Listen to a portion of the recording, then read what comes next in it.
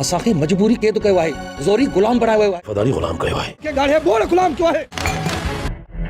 पर हे त मासूम आ, ना हक़ न कयो।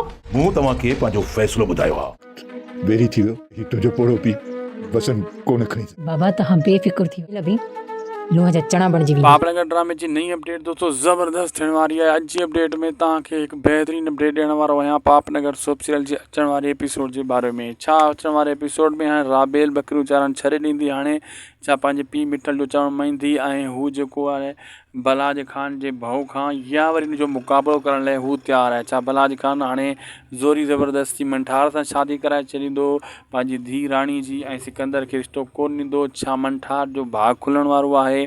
अचण वारे एपिसोड में छा हू पंहिंजे नंढड़े भाइटे खे बि मारे छॾींदो मिल्कियत जे करे, या उन ते रहम जो हथु रखंदो? अॻिते छा थींदो न थींदो, सॼी अपडेट ॾियूं था नंढड़े वीडियो में। हिनखे आख़िर ताईं ॾिसंदा, थी सघे त असांजे हिन यूट्यूब चैनल उदासी टेक खे ज़रूरु सब्सक्राइब लाइक शेयर कंदा। घणो तव्हांजो टाइम वेस्ट नथा कयूं, हलूं था अपडेट जी तरफ़ ऐं पेज खे बि फॉलो करे छॾींदा।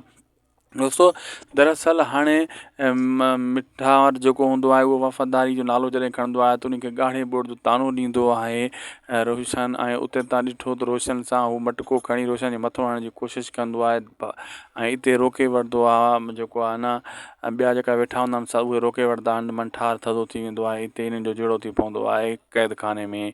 होॾां जेको आहे दोस्तों मंठार जो भाग खुले न खुले, लेकिन जेकी राणी जी शादी ज़बरदस्ती करण जी कोशिशि करे रहियो आहे बलाज ख़ान, उन ख़बर आहे त इन रिश्तो कयां जानी खे मारियां या कुझु बि कयां, कंहिं नौकर सां पढ़ायां या कुझु कयां, नी ख़तमु कयां।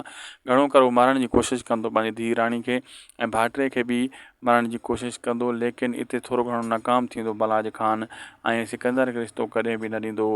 होॾां जेका राणी आहे उहा त हाणे को न को क़दम खणण वारी आहे मंठार सां गॾिजी करे।